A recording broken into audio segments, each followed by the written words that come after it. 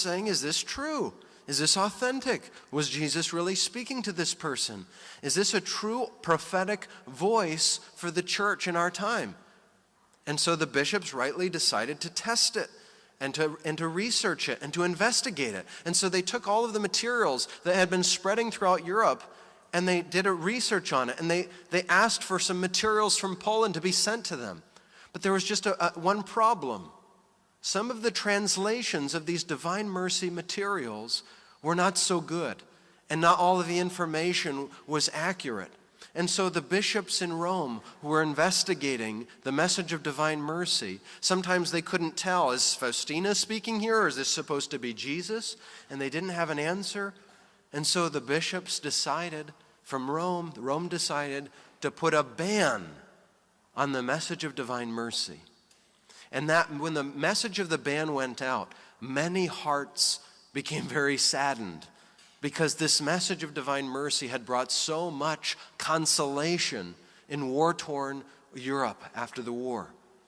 And so a lot of the faithful were asking the bishops, please get the church to reconsider. And it was interesting. It became a kind of a dark time for the message of Divine Mercy. But it really, in a certain sense, it shouldn't have been. Because if people would have read in the diary of St. Faustina, Jesus had actually told Faustina that something like this would happen. He said to her that there would be a time when this work of mercy would seem to be completely undone, which is the period of the ban. But then God would act with power, and this message of Divine Mercy would be a new light in the church. So if people would have just read that in the diary, there wouldn't have been so much sorrow. I know my own community in Stockbridge, Massachusetts, we had been spreading the message of Divine Mercy for quite some time, a few years after the death of Faustina, because Blessed Michael Sapochko, Sister Faustina's spiritual director, had given some Divine Mercy materials to one of the Marian priests, and he escaped Europe. He escaped the Nazis, and he went through Russia and through Japan, and he made his way to the United States, and they began spreading this message. But when the ban came out, my community, we had all of these prayer cards of the Divine Mercy. In obedience to the church, we packed them all up and buried them in the field behind our center in obedience. And it was a very sad time. But again, in the diary, it was telling us, there will come a time when it will seem to be completely undone, but then God would act with power, and it would be a new light in the church. And there was another passage that was very interesting in the diary. Maybe some of you have heard of it before, where Jesus spoke about this message of Divine Mercy. And he said these amazing words. He said to Faustina, I bear a special love for Poland, and if she will be obedient to my will, I will exalt her in might and holiness. From her will come forth the spark that will prepare the world for my final coming. Now, that's a pretty amazing passage. The spark that will prepare the world for my final coming will come out of Poland. Now, what does that mean? Well, we'll put a pause on that. I'll come back to that. But some pretty amazing passages. But let's go back. As I'm telling this, what I'm calling the second greatest story ever told, let's go back to the storyline. So the message of Divine Mercy in war-torn Europe, it's banned. And people are very disappointed, and they're clamoring to their bishops, and they're saying, please, get the church to reconsider. And there was one bishop in Poland who was listening. He was constantly badgered by the people saying, please, please, get the church to reconsider. And he took it seriously. And so he spoke with a cardinal in Rome, and he opened up an investigation. And through that bishop's efforts, that bishop in Poland, the message of Divine Mercy, that ban that had been given to it, it was lifted. And once again, the message was able to be spread. Well, 6 months after the ban was lifted, that bishop in Poland was elected Pope John Paul II. 6 months after the ban was lifted, he was elected Pope John Paul II. Pretty amazing, right? But then, when John Paul II, when he became Pope, he forgot all about the message of Divine Mercy, right? No, he did not. And as example of that, I'll tell you a couple of things. One, his second encyclical letter, those important documents that the popes write. His second one was called Divus in Misericordia, rich in mercy. And he wrote it at the beginning of his pontificate. And he said later that when he wrote that, he had St. Faustina on his mind for a long time. But even more remarkable and more amazing, John Paul, at the beginning of his pontificate, I think it was in the year 1981. Yeah, it was in 1981. He visited a shrine of divine mercy in Covalenza, Italy, and listened to his words there when he spoke. This is what he said. He said, right from the beginning of my ministry in St. Peter's See in Rome, so right from the beginning, since I became Pope, I considered this message of divine mercy my special task. Providence has assigned it to me in the present situation of man, the church, and the world. It could be said that precisely this situation assigned that message of divine mercy as my task before God. So John Paul II saw the message of divine mercy right at the beginning of his pontificate as a specially assigned task that God had given to him, that divine providence had given to him for the present situation of humanity. Now, throughout his pontificate, John Paul II continuously would speak about the message of divine mercy. He declared St. Faustina, Venerable Faustina, then Blessed Faustina. And if we fast forward to the year 2000, he canonized Saint Faustina as the first saint in the year 2000 for the new millennium. And during that ceremony, during the canonization ceremony of St. Faustina, it was remarkable because in his homily he said, by this act of canonizing St. Faustina, I intend to pass this message of divine mercy on to the new millennium. And there was something else that I always think was amazing about that day, Divine Mercy Sunday, the year 2000, was during that year, during that ceremony, there was a prophecy that had been fulfilled from the diary of St. Faustina. Because in St. Faustina's diary, she talked about her canonization ceremony, actually. She had a vision of it during her life. And she said it was sort of strange. One of the things that was strange to her was that she could see this huge gathering in St. Peter's Square in Rome. And there was all these people gathered there. But at the same time, she saw all of these people gathered at her home convent in Krakow. And she said it was interesting because the people in Krakow and the people in Rome could somehow see each other. How that happened, she said, I don't know. But now it was interesting because in that year 2000, during the ceremony, there was these giant jumbotrons, right, a simulcast, so that the people in Poland could see the people in Rome and the people of Rome could see the people of Poland. It was an amazing fulfillment of what St. Faustina herself had seen. But also, one of the amazing things, and what I got most excited about that day on Divine Mercy Sunday, was that John Paul II sort of did a surprise announcement. Many of you are familiar with this, where he said, and now, henceforth, in the Universal Church, the second Sunday of Easter will be known as Divine Mercy Sunday. He declared the second Sunday of Easter as Divine Mercy Sunday for the Universal Church. And that was a very important event. Why? Because in the diary of St. Faustina, Jesus wanted this feast of mercy proclaimed and celebrated in the church. In fact, it was so important that Sister Faustina, that St. Faustina, when Jesus asked for it, she went to some priests and theologians, and she said to them, Jesus wants this feast proclaimed, this feast of Divine Mercy Sunday.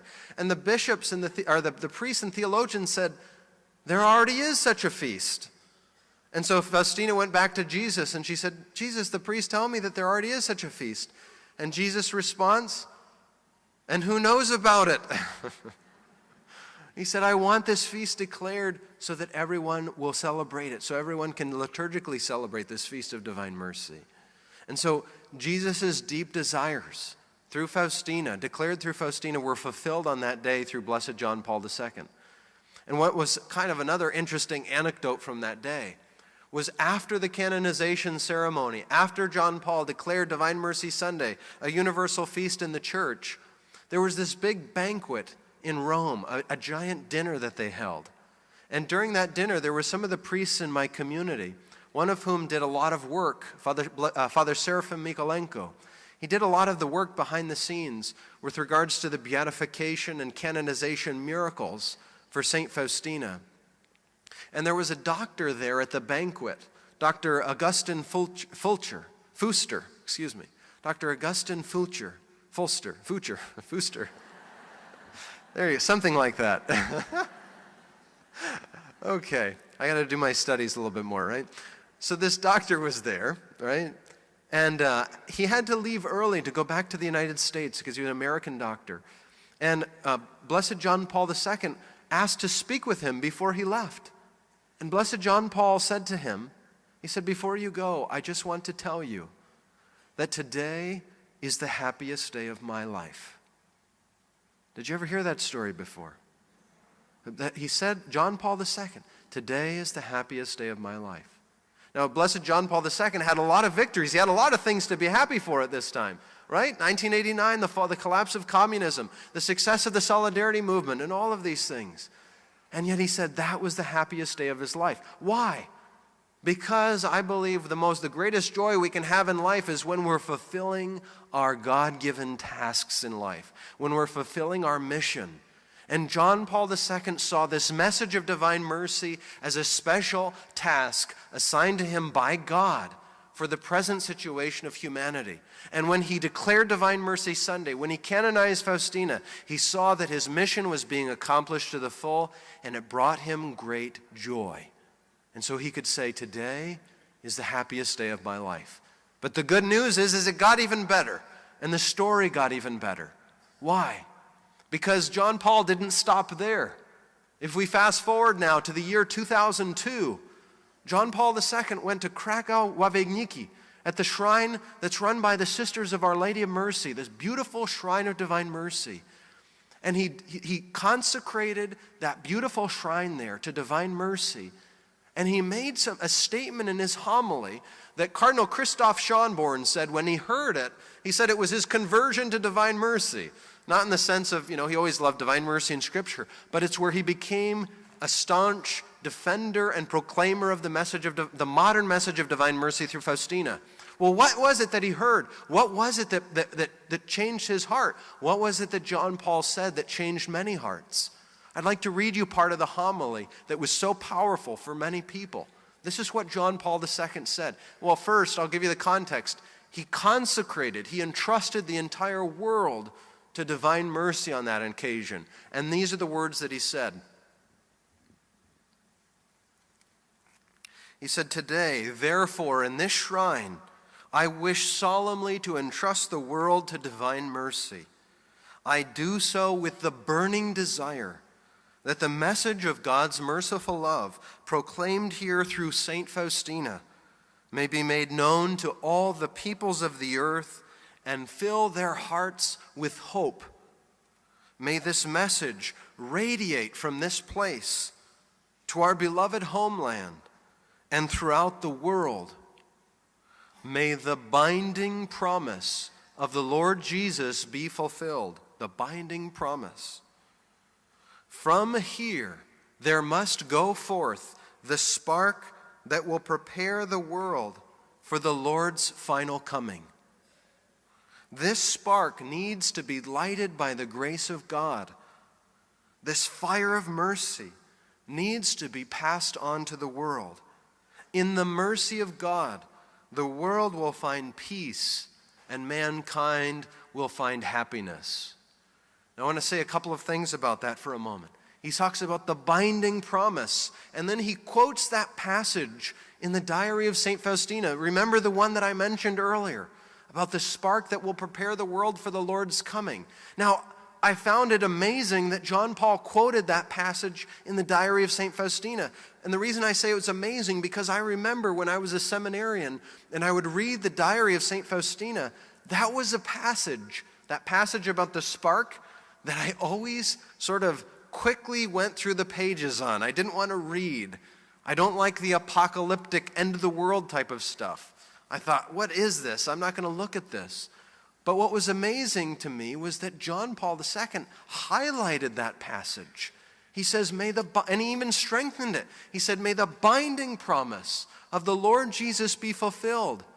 That this spark needs to be lighted of God, this fire of mercy, so that spark that will prepare the world for the Lord's coming is this fire of mercy. Now, what does that mean?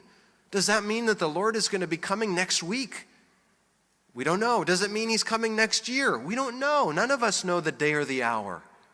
And John Paul II isn't saying that we know the day or the hour. But what's remarkable to me is we know that the Lord is coming at some time.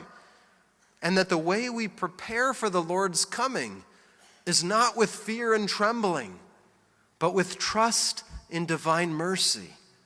It's a message of hope. It's a message of consolation that the way we prepare for the Lord's coming is by trusting in his mercy, being merciful to others, and receiving that mercy. Now, when John Paul said those words, I was totally amazed at this point. I thought, it couldn't get any better. But you know what? And it needed to get better. You know why? Because at this point in his pontificate, there was something where I would hear a lot of sort of complaints sometimes. You know, I was in a seminary, and so I was around priests and the clergy a lot, right? They say the message of divine mercy is the greatest grassroots movement in the history of the Catholic Church. But it's taken the clergy a little while to accept it. It's mostly been the laity who have led the way, right? But I remember a lot of times I would hear priests and I would hear different seminarians, and they would all say, oh, that message of divine mercy, that's just John Paul II's Polish kick, right? It's just a Polish thing. It's not for the universal church. I think they were wrong, and as a seminarian, I thought they were dead wrong, but I didn't quite know how to argue the point. Well, I didn't need to argue the point because God himself did something to put an exclamation point on the message of divine mercy. What did he do? Well, I'll tell that story now, but I got to start with a little bit of my own story, if you don't mind for a second. Here's a bit of my own story. When I was in the seminary, John Paul II, and even today, John Paul II was my hero, right? He was a big reason of why I went into the seminary, and I was trying to model all of my formation to be a priest on Blessed John Paul II. I loved him, and I loved his story, and I read everything I could get my hands on. In fact, I did my master's thesis on Blessed John Paul II, and I just kept studying his thought.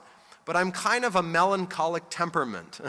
In other words, it's easy for me to sort of get down and depressed, unfortunately. That's why I love divine mercy so much. I always have to tell myself, Jesus, I trust in you, right, to not get depressed. Well, one of the things when I would read the life of Blessed John Paul II, I would say, this is such a beautiful story. This is such an amazing story. But then I would say to myself, well, Lord, you know what? His life has to have a fitting end to such a beautiful story. And you know what? There can be no fitting end to this story. You know, Lord, if he just dies of a heart attack in the bathtub or something, I'm going to be so depressed, right?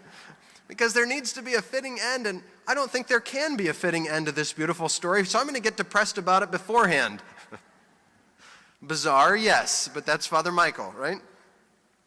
But it was amazing because his ending came in a way even more amazing, more beautiful than anything I ever could have imagined.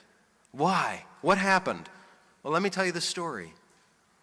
Blessed John Paul II went to his eternal reward on what day? Right? It was April 2nd, 2005, the day before Divine Mercy Sunday. Oh, darn, right? Shucks, he was so close. If he only would have held on for one more day, right? Wrong. You know, I remember thinking that. I thought, oh, if he would have just held out, it would have been so beautiful, the ending. He was so close. Wrong. What happened? Well, Cardinal Dziwisz, who was his longtime personal secretary, relates a story that as John Paul II was dying in his room in the Vatican, Cardinal Dziwisz was there, and Cardinal Dziwisz felt this imperative speaking to his heart, telling him, celebrate Mass now. And so Cardinal Dziwisz took it seriously, and he set up for Mass. John Paul was unconscious. He was going in and out of consciousness, they said. So Cardinal Dziwisz set up for Mass, and by then it was past evening. And so, if you're going to celebrate Mass on a Saturday and Saturday evening, you have the Vigil Mass for the next day, right? So Cardinal Dziwisz set up the Vigil Mass for Divine Mercy Sunday. He offered Mass in the room with Blessed John Paul II. And John Paul II, who was coming in and out of consciousness, was able to receive communion through a droplet of the precious blood. Just a drop. And it was less than an hour later, he went to his eternal reward. Less than an hour later, he went to his eternal reward, and as Pope Benedict XVI commented, he died in the arms of mercy. How beautiful. The man who said, when he declared Divine Mercy Sunday, "Today is the happiest day of my life," was called home to his eternal reward right at the beginning of that great feast day, in the arms of mercy, as Pope Benedict said.